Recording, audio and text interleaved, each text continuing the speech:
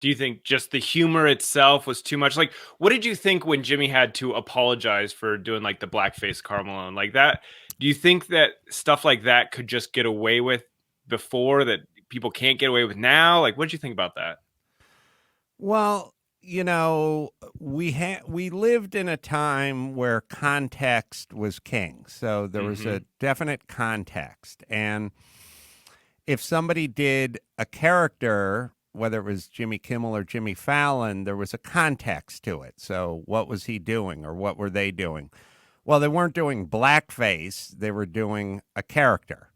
And or not even a character that they made up. Like, they were playing Sammy Davis Jr., or they were playing Karl Malone, or they were playing somebody. So there were actors that portrayed people, and the people didn't have to look like you. There was a context. It sort of fell under the umbrella of comedy. So Oh, we're like, well, Jimmy Fallon doesn't hate black people. Jimmy Fallon loves Chris Rock and he can do the voice, and Jimmy Kimmel loves Karl Malone. So he was doing Karl Malone.